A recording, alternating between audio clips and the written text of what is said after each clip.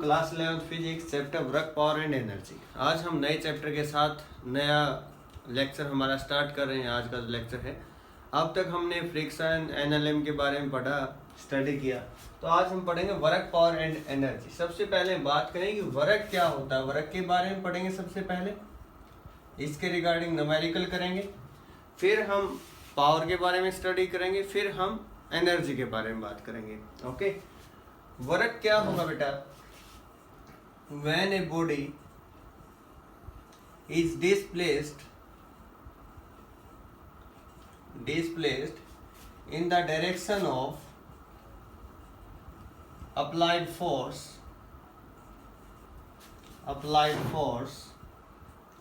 under the action of applied force। जब हम किसी बॉडी पर फोर्स अप्लाई करें और उसके अंदर उसकी पोजीशन जो है ऑब्जेक्ट की वो चेंज हो जाए, तब हम बोलेंगे वर्क हुआ है। अगर पोजीशन चेंज ना हो और वर्क हम फोर्स अप्लाई करें, तब उसको वर्क नहीं बोला जाएगा। फॉर एग्जांपल, मैं यहाँ फोर्स अप्लाई कर रहा हूँ और ये आगे नहीं जा रहा है, अगर इसकी पोजीशन डिस्प्लेस नहीं हो रही तो work is said to be zero. तो उस केस में वर्क डन क्या होगा? जीरो। और मैथमेटिकल अगर बात करें हम वर्क की, तो हम इसको इस टाइप से डिफाइन करेंगे। It is defined as the scalar product of force applied to the object and the displacement of object from the point of application। एक चीज आप यहां ध्यान से देखना, मैंने बोला स्केलर प्रोडक्ट, ठीक है। स्केलर प्रोडक्ट बोलो या डॉट प्रोडक्ट बोलो, मीनिंग एक होता है, ठीक है। स्केलर प्रोडक्ट बोलो या डॉट प्रोडक्ट, मीनिंग एक होता है। तो स्केलर प्रोडक्ट कैसे हुआ वो बात आप ध्यान से समझिए। ये कोई सरफेस है, फ्रिक्शनलेस सपोज, आपको समझाया जाएगा अप्लाइड फोर्स की वजह से वर्क कितना होगा, सर फ्रिक्शनल फोर्स से कितना होगा, नॉर्मल से कितना होगा, ग्रेविटी से कितना होगा, जितने फोर्स एक्ट करें ब्लॉक के उनकी वजह से कितना होगा, आज के लेक्चर में ही क्लियर करेंगे। देखिए वैसे को ब्लॉक है, ओके, हैविंग मास है। यहाँ सपोज हमने फोर्स अप्लाई किया है एफ, यहाँ पर ये थीटा कोई एंगल था, suppose theta be the angle है। अब यहाँ जो इसकी पोजीशन थी, इसको हमने P1 नाम दिया, डिस्प्लेस होकर ये इस पॉइंट पर चला गया P2। ओके, मास ब्लॉक का वही है, अब चला गया P2 पोजीशन पे, ठीक है। इसको हमने डिस्प्लेसमेंट S का नाम दिया। यहाँ पर ध्यान से देखना चाहिए इसका कौन सा कंपोनेंट है जो आगे लेकर जा रहा है। फोर्स के दो कंपोनेंट यहाँ पर आप देख सकते हैं, एक तो हॉरिजॉन्टल कंपोनेंट है, एक वर्टिकल कंपोनेंट है। ये कंपोनेंट कौन सा? F cos theta. ये कौन सा? F sin theta. अब वर्क डन क्या होगा? वर्क डन आप ऐसा लिख सकते हो, फोर्स का कंपोनेंट, ठीक है, साथ में डिस्प्लेसमेंट, या आप लिख सकते हो F और साथ में किसका? S का कंपोनेंट। ओके, तो वर्क डन जो होगा बेटा वो होगा Fs cos थीटा। और जब cos थीटा आता है, फिजिक्स में दो होते हैं, एक साइन होता है, एक cos होता है। जब cos थीटा आएगा तो आप डॉट प्रोडक्ट वहां पर लिखेंगे। तो वर्क डन जो हुआ वो हुआ डॉट प्रोडक्ट किसका? F और S का। ये जो डॉट आप देख पा रहे, इसको डॉट प्रोडक्ट भी बोला जाता है, या फिर इसको हम स्केलर प्रोडक्ट भी बोलते हैं, स्केलर प्रोडक्ट। ओके, ये जो होता है, ये जो साइन होता है, इसको क्रॉस प्रोडक्ट भी बोलते हैं, या फिर वेक्टर प्रोडक्ट भी बोलते हैं, वेक्टर प्रोडक्ट। और किसी भी दो वेक्टर क्वांटिटी का डॉट प्रोडक्ट स्केलर प्रोडक्ट क्या होता है? स्केलर। तो वर्क डन क्या होगी? Scalar quantity. किसी टाइप की कोई कंफ्यूजन यहाँ मत रखना कि वेक्टर हो गया स्केलर। कोई भी दो वेक्टर क्वांटिटी का scalar product means dot product हमेशा ही क्या होगा? एक स्केलर। कैसे सर बताओ? फॉर एग्जांपल, फोर्स है 2i कैप और डिस्प्लेसमेंट है 3i कैप। i कैप का मतलब क्या? डायरेक्शन है किस में? x। i का मतलब होता है x में, j का मतलब होता है y में, k का मतलब होता है z में। अब इन दोनों का अगर मैं डॉट करवा दूं, 2 3 6 i डॉट i 1 होता है। कहाँ है? कोई i कैप है यहाँ? नहीं। कोई जे कैप है, के कैप है, डायरेक्शन ही नहीं है। तो दो वेक्टर क्वांटिटी का स्केलर प्रोडक्ट क्या होगा, स्केलर होगा। ओके, तो ये चीज आपको ध्यान रखनी है। यूनिट क्या होगी सर, यूनिट होगी बेटा जूल, ऐसा यूनिट क्या होगी, जूल। ठीक है, सीजीएस यूनिट होगी आर्क, और रिलेशन क्या होगी sir, 1 erg is equal to 10 raise to power, यहाँ पर आपके पास होगा 7 जूल। ठीक है, 10 की पावर -7 जूल, क्योंकि 1 जूल जो होता है ना वो 10 की पावर 7 डायरेक्टली इक्वल होता है। जैसे 1 न्यूटन 10 की पावर 5 डाइन है। ठीक है, तो ऐसे आपको याद रखना है। रह जाएगा यार, कोई खास बात नहीं, कोई खास प्रॉब्लम आपको यहाँ से नहीं आएगी। ठीक है, और एक होता है, एक यूनिट आती है इलेक्ट्रॉन वोल्ट। इलेक्ट्रॉन वोल्ट वो होती है 1.6 into 10 raise to power -19 joule. क्योंकि बुक में मेंशन है इसलिए बता देते हैं। एक होता है किलो इलेक्ट्रॉन वोल्ट। वैसे तो क्लास 10th में इलेक्ट्रिसिटी चैप्टर में आपने ये सब पढ़ लिया, लेकिन दोबारा फिर बता देते हैं। किलो होता है 10 की पावर 3, 1.6 10 की पावर -19, तो ये हुआ 1.6 10 की पावर -16 जूल। एक होता मेगा इलेक्ट्रॉन वोल्ट। मेगा होता है 10 की पावर 6, 1.6 इंटू 10 की पावर -19, तो ये हुआ 1.6 इंटू 10 की पावर -13 जूल। तो ये होगी बेटा इसकी यूनिट। ओके, इसलिए आप बता देंगे इनके बारे में। आगे बढ़ते हैं। Work done sir, variable force की जैसे क्या होगा, वेरिएबल फोर्स मीन्स जिस फोर्स का मैग्नीट्यूड चेंज हो रहा हो, मीन्स फोर्स किसी अदर टर्म का कंपोनेंट। अगर मैं बोल दूं आपको फोर्स जो है ना वो है 10T, मीन्स क्या है, जब T 0 था तो 40, T 1 हुआ तो 10 हुआ, T 2 हुआ तो T की जगह 2 पुट। वेरिएबल फोर्स है, इसकी वजह से वर्क डन क्या होगा sir, work done bye a variable force. ये तो ठीक है, कांस्टेंट मैग्नीट्यूड था, फोर्स था हमारे पास 10 न्यूटन 20 न्यूटन, इस टाइप से वैल्यू हो सकती है, तो इसलिए पुट कर देंगे। इस केस में क्या होगा sir, work done by variable force, तो उसके बारे में देखिए, इसे बस हम बात करेंगे।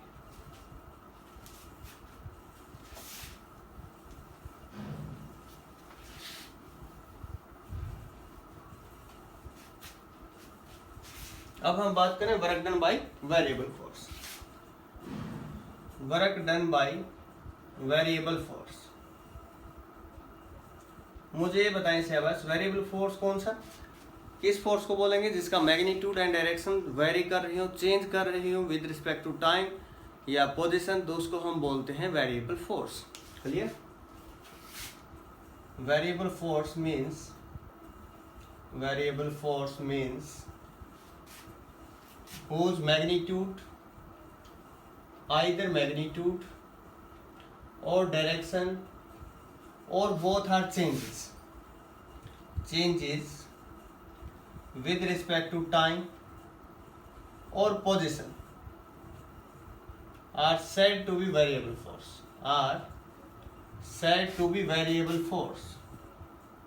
variable force। ठीक है, ये हो गए वेरिएबल फोर्स। उसके बाद हम कंजर्वेटिव नॉन कंजर्वेटिव के बारे में बात करेंगे, वो लेटर डिस्कस करेंगे हम इसके बारे में, टेंशन मत लेना। अगर पोजीशन P1 से P2 हुई तो उस केस में अगर डिस्प्लेसमेंट स्मॉल dr है तो F dot dr P1 to P2 आप ये फॉर्मूला यूज करेंगे सिंपली वर्क डन के लिए। अगर वो पोजीशन R1 से R2 है तो आप ये फॉर्मूला यूज करेंगे, नो प्रॉब्लम। ठीक है, अगर हम बात करें कार्टेशियन फॉर्म में क्या होगा सर, अगर हमें इस टाइप से वैल्यू पैरामीटर गिवन है 102 से 203, कोई पार्टिकल जा रहा है सपोज, तो उस केस में वर्क डन क्या होगा अगर फोर्स गिवन है तब। ठीक है, तो इस केस में क्या होगा, वर्क डन जो होगा वो देख लीजिए शाबाश, x1 से x2 f dx plus y1 से y2 f dy। ठीक है, फोर्स का कंपोनेंट एक टाइप से आप बोल सकते हो।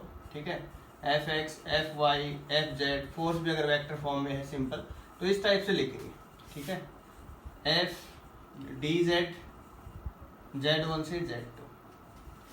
ओके, इसके रिगार्डिंग जो न्यूमेरिकल है वो एक दो डिस्कस कर लेंगे, जिससे आपको ये कंसेप्ट और ज़्यादा क्लियर हो जाएगा किस टाइप से सर आप बोल रहे हो, कैसे हमें करना है। ठीक है, एक बार तो ये तो सिर्फ मेथड था। अगर मैं बात करूँ यहाँ फोर्स इस टाइप से है, फोर्स की जो फॉर्म है F X I cap F Y J cap plus F Z के कैप, अगर बात करें तो F X F Y F Z यहाँ आते हैं इसके साथ, ठीक है, डी एक्स के साथ, और डी आर जो होता है वो होता है D x I cap plus D Y J cap plus D Z के। इस टाइप से आप लिमिट पुट करके, ये है x1, ये है y1, ये है z1, x2, y2, z2, ठीक है। इस टाइप से जो फॉर्मूला है आप यहाँ अप्लाई कर सकते हैं। और अगर फोर्स और डिस्प्लेसमेंट की बात करें, अगर एरिया अगर आपको निकाल लेते हैं, area under force time force displacement graph जो होता है, area under force displacement graph, that is also measures the work done, वो भी वर्क डन ही मेजर करेगा, ठीक है। और अपर पार्ट में जो एरिया होगा वो पॉजिटिव लेंगे, लोअर पार्ट में जो एरिया रहेगा वो नेगेटिव रहेगा।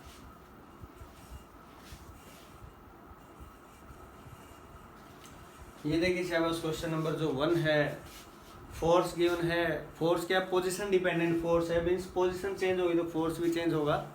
एक्स कोऑर्डिनेट है यहाँ साथ में, मास 2 kg है, एक्स की वैल्यू 0 to 5 है, 0 to 5 मीटर है यहाँ। वर्क डन हमें निकालना है, ओके। तो आइए से अब स्टार्ट करते हैं हमारा जो आज का क्वेश्चन नंबर 1 है, इसका सॉल्यूशन। पहले आप बताएं सिलेबस कैसे करेंगे। वर्क डन के लिए क्या होता है, फोर्स इनटू डिस्प्लेसमेंट, ठीक है। मास जो इसकी कोई जरूरत ही नहीं है, हम ऐसे ही दे रखा है, ठीक है, जस्ट आपको कंफ्यूज करने के लिए। वर्क डन जो होगा वो क्या होगा, फोर्स इनटू डिस्प्लेसमेंट। अब फोर्स जो है, ठीक है, फोर्स किस में, एक्स यहाँ गिवन है तो एक्स की लिमिट ही आप लिखेंगे x1 to x2 F into D x, क्योंकि वेरिएबल भी क्या होगा, डी एक्स होगा, एक्स में है तो वाई में गिवन होता है तो वाई लिखते। यहाँ आपके पास क्या है सिलेबस, ध्यान से देखना, जो फोर्स है वो है 7 - 2x + 3x², और जो डी एक्स आपके पास एज इट इज, कहाँ से कहाँ पूछा, 0 to 5, एज इट इज आप लिख देंगे। इंटीग्रेशन आपको करना आता ही है, अलग अलग से आप करेंगे। 7 का करेंगे तो 7x आया, कांस्टेंट का डेरिवेटिव 0 होता है, इंटीग्रेशन नहीं। 2 एज इट इज, x की पावर 1 है तो 1 ऐड हो जाएगी डिवाइड बाई 2, प्लस 3 as it is, 1 power add हो जाएगी 3/3। लिमिट कहाँ से कहाँ, 0 to 5, 3 से 3 कैंसिल सर, 2 से 2 कैंसिल। अपर लिमिट पुट करें सबसे पहले, -2 तो कैंसिल हो ही गया था यहाँ, तो x का स्क्वायर मीन्स 5 का स्क्वायर प्लस x की पावर 3, 125। अब ये 0 है, 0 पुट करेंगे तो 0 ही आना है एट लास्ट। इसको पुट करने के लिए आप रहने दें। ये हुआ 35, ये हुआ 25, ये हुआ 125, ओके। ये कितना बचा, 10, इसमें ऐड करेंगे तो आंसर आएगा 135 जूल। तो क्वेश्चन नंबर जो 1 था आपका वो यहाँ से ओवर हुआ। अब हम करते हैं क्वेश्चन नंबर 2, तो एक बार आप भी ट्राई करें। क्या गिवन है सिलेबस क्वेश्चन नंबर 2 में, एक बार स्टेटमेंट पढ़े यहाँ से। जो है क्वेश्चन नंबर 2 आप देख रहे हैं, ब्लॉक है, काइनेटिक फ्रिक्शन के लिए कोफिशिएंट गिवन है, म्यू के 0.4 है। तो आपको क्या निकालना है, ये ब्लॉक जो है 50 न्यूटन फोर्स अप्लाई करने से 5 मीटर आगे चला जाता है। आपको यहाँ निकालना, calculate the work done by the all the forces acting on the block. सबसे पहला काम तो आपका ये हो गया कि सर यहाँ फोर्स कितने लग रहे हैं। फ्री बॉडी डायग्राम से ही बता सकते हो आप कितने लग रहे हैं। चलो मैं बता देता हूँ। Applied force number 1, friction force number 2, normal number 3, weight number 4। तो 4 फोर्स यहाँ लगे हुए, बेटा ध्यान रखना, 4 फोर्स यहाँ लगे हैं, और चारों की वजह से क्या निकालना, वर्क डन। बॉडी 5 मीटर आगे चली गई, सर कितना वर्क होगा। Work done by external force, work done bye frictional force, work done by gravity, work done by normal force. ये 4 आपको केस करने। मैं आपको एक बार बता दूं, 3 केस होते हैं वर्क डन के। वर्क डन पॉजिटिव कब होगा सर, नेगेटिव कब होगा, 0 कब होगा। तो वर्क डन जो होता है उसका जो नेचर है उसके बारे में अगर बात करें तो 3 टाइप से होता है, पॉजिटिव, नेगेटिव, 0। पॉजिटिव कब सर, वर्क डन का एक सिंपल सा फॉर्मूला है, Fs cos थीटा। अगर ये थीटा जो है, थीटा की वैल्यू अगर 0 से 90 है तब तो होगा वर्क डन पॉजिटिव। जब थीटा की वैल्यू 90 to 180 है तब होगा नेगेटिव। जब थीटा 90 हो जाए, बिटवीन फोर्स एंड डिस्प्लेसमेंट बात करें, बिटवीन फोर्स एंड डिस्प्लेसमेंट, ठीक है। तो ये केस जो है पॉजिटिव, नेगेटिव, 0। सर इनके कोई एग्जांपल बताओ। अब ये यहाँ मार्कर देख सकते हो, मैं अगर यहाँ से इसको ड्रॉप करूँ तो नीचे जाएगा, वर्क डन बाय ग्रेविटी क्या हुआ, ग्रेविटी भी नीचे लग रही है, डिस्प्लेसमेंट भी नीचे है, एंगल कितना हुआ 0, तो वर्क डन पॉजिटिव। समझ में आई बात। अब मैं इसको मार्कर को ऊपर उठा रहा हूँ, वर्क डन बाय ग्रेविटी पूछूं, डिस्प्लेसमेंट तो ऊपर है लेकिन फोर्स नीचे लग रहा है सर, 180 डिग्री एंगल हुआ, फोर्स की मीन्स यहाँ पर वर्क डन कितना हुआ नेगेटिव सर। अब 0 का केस बता दो सर।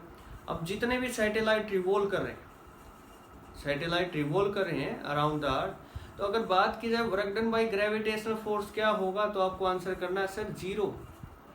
ग्रेविटेशनल फोर्स की वजह जितने भी सैटेलाइट, जितने भी नॉर्मल फोर्स, ठीक है, उनकी वजह से जो होता है वर्क डन 0 होता है। ठीक है, कैसे अब देखते हैं। Work done by applied force, applied force कितना 50 न्यूटन, कितना डिस्प्लेसमेंट हुआ 5 मीटर, तो वर्क डन कितना हुआ 250 जूल। हो गया नंबर 1। तो number 2 work done bye frictional force, frictional force तो सर हमें नहीं पता कितना लगा। अरे फ्रिक्शनल फोर्स का फॉर्मूला बताया था आपको, क्या था, F = म्यू के इंटू एन। म्यू के कितना है 0.4, एन कितना है मास इंटू जी 10 इंटू 10, 10 से 10 कैंसिल, 40 न्यूटन, कितना भी 40 न्यूटन। नेगेटिव साइन लगा दिया पहले, क्यों सर, क्योंकि अभी फोर्स तो यहाँ लग रहा है बेटा, फ्रिक्शनल फोर्स, डिस्प्लेसमेंट आ गया 180 डिग्री का एंगल है तो नेगेटिव साइन लगा दिया। 40 इंटू 5 कितना आया 200 माइनस का joule. Work done by gravity 0, normal 0, क्यों सर 0 क्यों लिख दिया, क्योंकि यह नॉर्मल 90 डिग्री है, 90 डिग्री फोर्स है ऊपर 90 डिग्री, तब क्या होगा 0 ही तो होगा। ठीक है, तो इस टाइप से आप कर सकते हैं क्वेश्चन, कोई प्रॉब्लम वाली बात नहीं। नेक्स्ट देखिए syllabus, question number 3, calculate work done by force. Force given है, पहले लिख दे क्या क्या गिवन है। फोर्स गिवन है सर, अरे देखिए सिलेबस, क्वेश्चन नंबर 3 2 तक हमने कर लिया। Calculate work done by force, force कितना सबसे पहले वो लिखते हैं 3i cap minus 2j cap plus 4k cap. ठीक है, इतना न्यूटन। पार्टिकल कहाँ से कहाँ लेकर गए हैं उसको आप dr की फॉर्म में लिख दें, डिस्प्लेसमेंट कितना हुआ, फॉर्मूला क्या लगेगा सर ये भी नहीं पता, x2 minus x1i cap plus y2 minus y1j cap plus z2 minus z1k cap. अब x y z तो मैंने आपको बताया था, ये x2 है ये x1 है, तो 3 माइनस माइनस 2 प्लस 2 हो गया प्लस 6 माइनस 1 जे कैप हो गया माइनस 2 माइनस 3 के कैप हो गया 5i cap plus 5j cap minus 5k cap. लो भाई dr की वैल्यू आपने निकाल दी। बस फिर वर्क डन में क्या है सर, अभी निकाल देते हैं F डॉट dr। आ गया वर्क डन, क्या आया 3 का i के साथ कितना 15 माइनस 2 प्लस 5 कितना हुआ माइनस 10 माइनस 5 कितना हुआ माइनस 20 कितना आया 30 माइनस 15 जूल। तो ये था आपके पास यहाँ से आंसर, इसका हो जाएगा नो प्रॉब्लम। तो इसको आप इस टाइप से करेंगे। नेक्स्ट देखिए, नेक्स्ट में क्या पूछा है, एरिया के रिगार्डिंग बात है। एरिया के बारे में क्या बताया था मैंने, ऊपर जो है एक्स एक्सिस जिसको बोलते हैं, इससे ऊपर का जो पोर्शन होगा पॉजिटिव, नीचे नेगेटिव। ठीक है, और एरिया अंडर फोर्स डिस्प्लेसमेंट क्या होगा, हर area under force displacement work done. अब ये कितना हुआ area, length into breadth, 10 into 1 कितना सर 10, वर्क डन देख ले भाई क्या होगा, प्लस 10 या माइनस प्लस 10। ये डाइन में है, ये सेंटीमीटर में। ये कितना होगा सर 20 और 1 20। ये कितना होगा सर 20 तक है, ये 1 इंटू 20 नेगेटिव साइन क्यों, अरे नीचे यहाँ नेगेटिव लिया जाएगा और यहाँ पॉजिटिव, ध्यान रह जाएगा। इस केस में सर प्लस कैंसर कितना हुआ 20। क्या सर जूल लिख दे, नहीं भाई बिल्कुल नहीं लिखना, क्यों, फोर्स डायन में है और ये सेंटीमीटर में, तो आप इसको क्या लिखेंगे अर्ग, ERG CGS यूनिट में, या आप लिख सकते हैं 20 इन CGS यूनिट। ठीक है, तो इस टाइप से आप इसका आंसर करेंगे। क्लियर? उम्मीद करता हूँ आपको ये समझ में आया होगा। अगर आपसे कोई पूछ लिया जब work done bye frictional force is negative, frictional force हमेशा ही अपोज करता है। Work done bye viscous force, viscous drag is always negative, ठीक है। ए रेजिस्टेंस की वजह से पूछ ले, मैं यहाँ से ऑब्जेक्ट को नीचे फेंक रहा हूँ, ए रेजिस्टेंस ऊपर लगेगा, उसकी वजह से नेगेटिव, ऊपर फेंक रहा हूँ तब ए रेजिस्टेंस नीचे लगेगा, हमेशा ही अपोज करेगा उसका। तो आपको बोलना है work done by air friction, frictional force, viscous drag is always negative. ध्यान में रखने की बात जो मैंने अभी आपको बताई। ये देखिए शाबाश, किसी भी ऑब्जेक्ट के ऊपर मल्टीपल फोर्स लगे, 2 3 4 5, और पोजीशन चेंज एक पॉइंट से दूसरे पॉइंट, और वो भी स्पेस के अंदर, 3D के अंदर, तो उस केस में वर्क डन कैसे होगा? सपोज यहाँ पर देखिए शाबाश, 2 फोर्स लगे F1 F2 और पोजीशन चेंज हुई यहाँ से इस पॉइंट पर, वर्क डन निकालना। सबसे पहला काम आपका है बेटा नेट फोर्स निकाल लेना, दोनों को ऐड करके। आई में आई ऐड होगा, ठीक है ना, डिस्टेंस में डिस्टेंस ऐड होगी, टाइम ऐड नहीं होगा। मैं बोल दूं 2 मीटर प्लस 3 सेकंड, बताना क्या होगा, ये मत कहना कि 5 मीटर सेकंड हो गया सर, वो गलत है, ठीक है। तो यहाँ से देखिए, आई में आई ऐड किया, कितना हो गया भाई 3i cap, 3j cap minus 2j cap, कितना हुआ प्लस j कैप, वहाँ माइनस k कैप है, यहाँ 2k कैप, कितना हुआ k कैप। ये फोर्स की वैल्यू न्यूटन के अंदर, ठीक है। और कहाँ से कहाँ डिस्प्लेस किया है ये भी दे रखा है आपको, ठीक है, डिस्प्लेसमेंट भी दे रखा है। dr निकाल लो यहाँ से, dr कितना आया 1 माइनस 0 कितना, सिंपल 1 i कैप, 1 माइनस 0 कितना 1j कैप, 2 माइनस 1 कितना 1k कैप, दोनों का डॉट करवा दो, वर्क डन आ जाएगा। 3 का 1 के साथ 3 प्लस 1 कितना आ गया 5 जूल। ओके, समझ में आ गई बात। क्वेश्चन नंबर नेक्स्ट जो है 2, ये देखिए, अब बोला गया कोई ब्लॉक है 100 मीटर हाइट में, छत पे हम खड़े हैं, उसको 10 मीटर पर सेकंड की स्पीड से ऊपर फेंक रहे हैं। सेकंड केस में हॉरिजॉन्टली फेंक रहे हैं parallel to X axis, third case में ऐसे फेंक रहे हैं, 10 मीटर पर सेकंड की स्पीड है तीन सभी केसेस में, और एक केस में बिल्कुल नीचे फेंक रहे हैं। तब वर्क डन क्या होगा? तो वर्क डन जो होगा ना बेटा, किस डायरेक्शन फेंक रहे, इसमें मैटर ही नहीं करता। वर्क डन एक स्केलर क्वांटिटी है। अगर यहाँ पूछा work done due to gravity, due to gravity work done क्या होगा? ग्रेविटी की वजह से फोर्स इंटू डिस्प्लेसमेंट, फोर्स कितना m into g into s, m कितना है 2, g कितना है 10, s कितना है, कितनी हाइट 100, सभी केसेस में इक्वल, कितना आ गया 2000 जूल इन ईच केस, सभी केस में ये रिजल्ट आ गया, ठीक है, हो जाएगा। ये जो पार्ट है क्वेश्चन नंबर 3 का, ये थोड़ा लेंथी है, मैं आपको अभी ऊपर करके दिखा रहा हूँ। ये एक बार आप यहाँ थोड़ा समझे इसके बारे में। ये जो है ना, आपसे क्या पूछा गया, वहां पर लिखे गए 4 ऑप्शन, आपको थोड़ा सा माइंड यूज करना। देखो मैं बताता हूँ आपको, आपसे पूछा गया work done by applied force on block A, work done by applied force on block B, ये बी है ये ए है, ठीक है।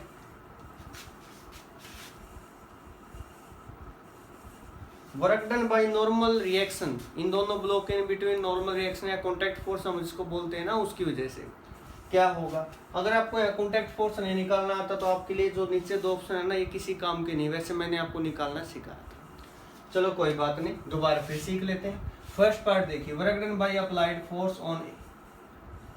देखिए सर, ए पे अप्लाइड फोर्स लगा है क्या? हाँ सर लगा है, कितना 120 न्यूटन, ठीक है बेटा।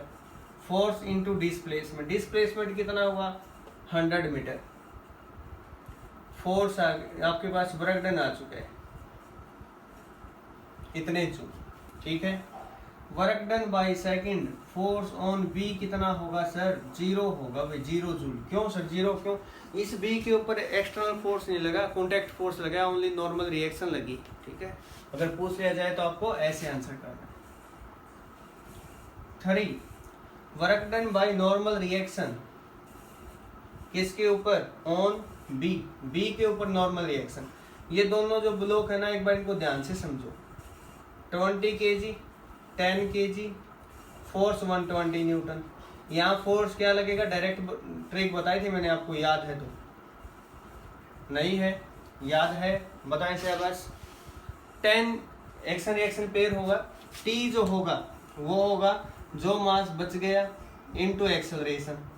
एक्सेलरेशन क्या, नेट फोर्स डिवाइड बाय दोनों का मास, 40 न्यूटन होगा। 10 kg तो 40 न्यूटन यहाँ लगाएगा, 20 इसके ऊपर लगाएगा, ठीक है ना, एक्शन रिएक्शन पेयर। ओके, कितना लगा सर, 40 न्यूटन। बी ब्लॉक के ऊपर लगा 40 न्यूटन फोर्स, किसने लगाया, 20 kg ने, ठीक है। ऑन भी पूछा है, बी के ऊपर फोर्स लगाया, कितना डिस्प्लेसमेंट हुआ, 100 मीटर। तो आपके पास आंसर आ चुका है, ठीक है। अब पूछ ले work done by normal reaction on A. Normal reaction की वजह से पूछा गया है, तो नॉर्मल की वजह से आपको बताना है ए के ऊपर नॉर्मल रिएक्शन की वजह से। तो नॉर्मल इस साइड में इतना फोर्स लगा है, -40, माइनस क्यों, क्योंकि डायरेक्शन अपोजिट है। अब फोर्स यहाँ लग रहा है और डिस्प्लेसमेंट यहाँ 180 डिग्री एंगल, तो ये हुआ माइनस, ठीक है। ऐसे आपको बताना था, हो जाएगा, कोई प्रॉब्लम किसी बात की यहाँ नहीं होगी। हेलो डियर स्टूडेंट्स, यहाँ देखिए शहबाज, फोर्स की मैंने वर्क डन आपको निकालना है यहाँ, ठीक है। तो अब तक जो हमने फॉर्मूला यूज किया है उससे इजीली ये हो जाएगा। 0 to 2 मीटर पूछा, और ये जो क्वेश्चन है ना HBSC में भी बोर्ड एग्जाम में बहुत बार आया है, मीन्स जो हरियाणा बोर्ड जो कंडक्ट करता है उसके अंदर भी। तो कैसे आप निकालेंगे यहाँ पर वर्क डन, तो वर्क डन निकालेंगे फोर्स इनटू डिस्प्लेसमेंट और लिमिट पुट करेंगे, ठीक है। तो ये आपके पास वर्क डन होगा, लिख दें 0.5x + 10 × dx और लिमिट 0 to 2। अलग अलग से भी आप इसका वर्क डन निकाल सकते हैं, ठीक है। तो यहाँ से 0.5x dx + 10 dx w, कहाँ से कहाँ, 0 to 2।